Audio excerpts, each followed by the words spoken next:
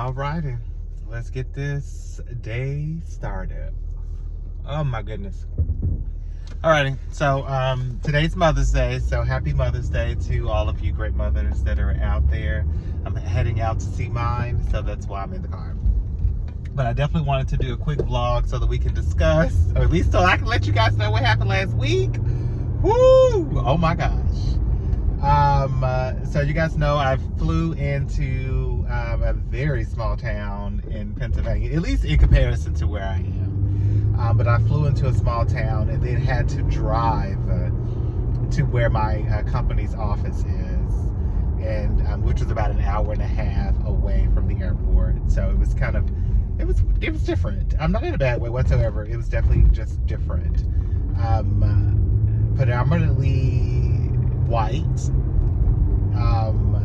people that are there, and so I didn't feel fearful or anything like that. Nothing negative happened in that regards, but it definitely made you more aware, is the best way that I can put it. It definitely made me more aware of my surroundings. But you know, I'm flying in for work, so you know, nothing was like, I was to be professional. I was to be on my best behavior as much as I possibly could. And it was just interesting.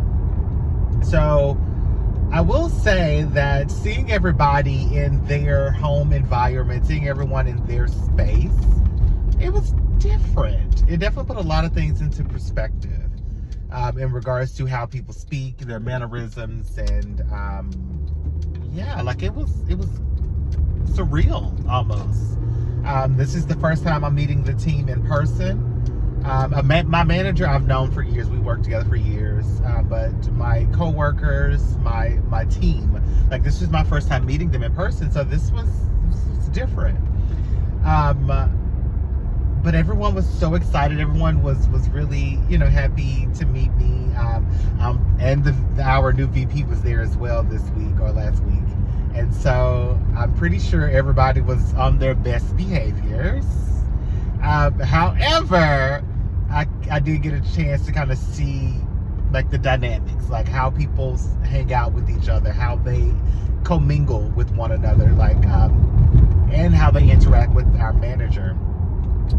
And I will say that it is apparent that the office runs like a mom and pop. Like they're very personal. They're very different from the traditional corporate world. Traditional corporate world, you have your work family, you have your personal, and they very seldomly blend over. And that's what I'm used to. And so kind of to see everybody and how they interacted, it was definitely different. I can understand how there could be conflict. I can understand how there can be slight pause before having an interaction with someone, because that personal and that professional are blending. And so, but yeah, they accepted me. They definitely looked out for me. And yeah, like I actually had fun. I got no work done, mind you, because it was only for the week. I kept having to tell my manager that I'm here. I want to take full advantage of this week. Like, so I'm not here to like go out and explore the town on my own. Like, I'm not here to do any of that. I am here to be with the team. And so I spent my afternoons, my mornings, my evenings, so even dinner time and such, like I was with the team or some version of the team, whether it was the VP and my manager, the outgoing VP, or my teams. Like, it was just always something or someone. And again, it was on purpose. It was by design. And so I got no work done. Like, all of my emails, all of my meetings that I ordinarily would have been doing throughout the week did not happen. Either I missed them, or they were canceled, or the emails themselves. Like, I was so behind. Like, I spent my nights in the hotel trying to get caught up on some of the emails, and it's just, I never got caught up until I think Friday. But one thing I definitely found myself doing, and I had to catch it, is because their perspective of the work is a little different. And I found myself almost blending, or almost adapting is the best word. Almost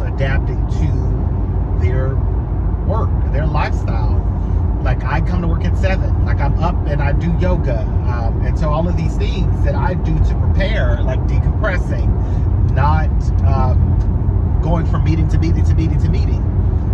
I don't do that. I decompress. If I do 2 meetings, I try to decompress after each meeting, but I don't do more than 2 meetings back to back before I decompress. And I only decompress for maybe 5 to 6 minutes, and then I kind of refresh, regroup, and I'm prepared for the next meeting or the next conversation so that I can go into it fresh, clean, clear-headed. And so I found myself on this trip because we were trying to cram in so much. I found myself on this trip, like, coming to the office a little bit later than I normally would. Not even doing my yoga one day, and I was just like, oh my gosh. Like I had to quickly get out of that shift because I'm just like I understand how environments can shape who you are and shape your habits, but I'm just like, I have to remain grounded in my own foundation in what I deem as important. And so I had to check myself. Recognizing obviously this is a short week, like I have to, not a short week, but like a short time here, and so like I have to take advantage of everything, but this does not get to dictate who I am, my integrity, and my foundation. And so I had to get that together. So I only missed yoga one day. I did find myself showing up to work late on the days that I remembered. I stayed late for sure. Definitely, because I normally would leave at 3:30 from the office here, but I found myself there leaving at 5:30, 6 o'clock, working with them. And so it was definitely beneficial. My manager got a chance to see how I operate and I interact with the rest of the team, because I lead from a place of questions. Like I ask an unbelievably amount of questions. Because at the end of the day, my goal is to teach you to critically think. Not to think like me, not to depend on me to think for you, but to promote you to critically think. And so I ask a lot of questions so that you can kind of flush out some of the tools and the things that you already know. You don't need my help on it. You just needed my help to kind of guide you to the right answer, but to also give you the confidence to know that you already have the tools. And so that's legitimately how I lead. And I love to do that. Like there's nothing that is more impressive and rewarding within the corporate world than to be a leader and see your team and they finally get it. And like that light bulb clicks on and you're just like, crap, they got it, and to know that you were a part of that is pretty amazing. And so my manager got to see me like firsthand do these things. She doesn't necessarily operate in this manner, but she knows that I do. But to her to get a chance to see me operate that way was definitely, it was beneficial. It was amazing to see. And actually, even our new VP, I'm kind of, getting to know him a little bit more personally. It was refreshing to see that some of the things that he's expecting to do and expecting us to do are the things that I'm already doing. Are the things that if I were him, I would be saying and would be doing as well. But he leads people first. He truly does, at least it seems so far. Don't get me wrong, I am not naive. I am well aware that he's the new kid on the block, like he's still in this trial period. So I would hope that like what he is saying is factual and, but you never know. And in fact, we won't know until, things hit the fan and we start to really see how he operates under pressure and what he does long term. But for the moment, for this first couple of weeks, he's definitely leading people first. So far, his actions are showing that. He's leading people first. He believes in taking care of your people and not necessarily chasing the dollar, chasing that number, right? There's somebody else that's chasing that number. Our particular department should not have to do that. Like, we should be dependent on our people to go out and, service the customer. Like, be overly, abundantly personable and professional with the customer. And so he believes that. He believes in taking care of his people. And so to see that was refreshing. And honestly, we had a lot of similarities, which is so weird. And I don't know, maybe it's just that I'm not as unique as I thought I was. Hell, I don't know. I don't know. But again, his love for leadership, his love for people. He's done real estate. He has a golden doodle, which my husband wants, and I love those dogs as well. His wife is in HR at a Fortune 500 company. My husband is in HR in a Fortune 500 company. And so just to think about all of the conversations that happens, and to be able to have somebody to bounce ideas off of from an HR perspective, so that you can kind of see those things that you may be lacking, or those things that you just didn't think of from a corporate HR perspective. I can only imagine the conversations that he and his wife have had, again, because I understand the conversations my husband and I have had. He's definitely helped shape a lot of my leadership style. And so to kind of see that from my new VP, it was really good. Like, it gives me hope that the department is heading into the right direction. And it made me kind of reassure my own leadership style and the direction that I'm going in personally, and how I lead my team. And it was effective. In fact, I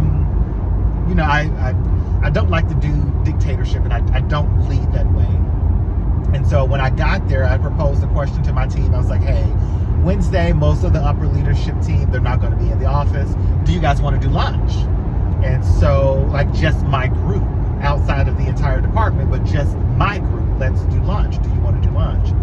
Everybody in that chat said yes, like they wanted to do lunch, so they were getting excited about where to go. And so they'd come up with their own, plan of where they wanted to go. So I said, okay, so we'll go here. We'll do this on Wednesday. Well, Wednesday came, and they were just like what time? Like the messages were like, what time? So I gave them a time. Let's do 12 o'clock. Let's do that. And it was really kind of funny to kind of see them. Like, we all kind of, like, they actually, like, I got up around about 11:58 or 59 to go use the bathroom before I left. They were already clocked out and heading to the cars to go meet us at the restaurant. And so I was like, they were obviously excited to kind of go and have lunch with me. And so I was like, okay. So I come out, and so there was just a little bit of banter going back and forth between a couple of team members deciding on who I would ride with. And so to kind of see that and hear that was nice. It was definitely funny. But like we get in the cars and we all meet up there. We get ready to sit down, and one of the girls was just like, hey, okay, so somebody has to ask him, so I'll ask him. And of course my initial thought is just like, what? Like, ask me what? What happened? And so they were just like, so are you paying for the lunch, or are we paying for our individual lunch? And so I was immediately taken back, but just to give you an insight as to their mindset is why I'm sharing this. But I was taken back because I've never gone out with my manager and ever thought that I would pay. And so it never dawned on me that I needed to clarify that. But I was just like, oh my gosh, I am so sorry. No, I am paying for this lunch. Like, I am so sorry. But it gave me, and I came back to kind of let my manager know that this is what happened, and how amazed I was that they were going to go out to lunch with me anyway, even if they had to pay. They wanted to spend time with me and interact with me, even if they had to pay. And so that doesn't happen. Okay? And that does not happen frequently, when people willingly want to go out and hang out with the manager or hang out with their supervisor. That doesn't happen. And so anyway, it kind of brought me back to my own leadership style and how I interact with them and how appreciative I am of them. And, obviously my leadership style is working to a degree, to the point where they are accepting. They are able to be themselves. They got a chance to kind of see a little bit more about who I am and my mannerisms and how I articulate things. And it was definitely needed. It was a break from the day-to-day, and to be able to feel the energy of my team, to know that we're leading, and hell, we're doing something right. I don't always get it right, but like, I'm doing something right, that these adults who could have done anything, that they wanted to do during this period of time, made a conscious decision to want to go out and actually get to know me a little bit better. So I don't take that for granted. I definitely am appreciative of them. And if anything, like the end of this week has really taught me that I can be my authentic self.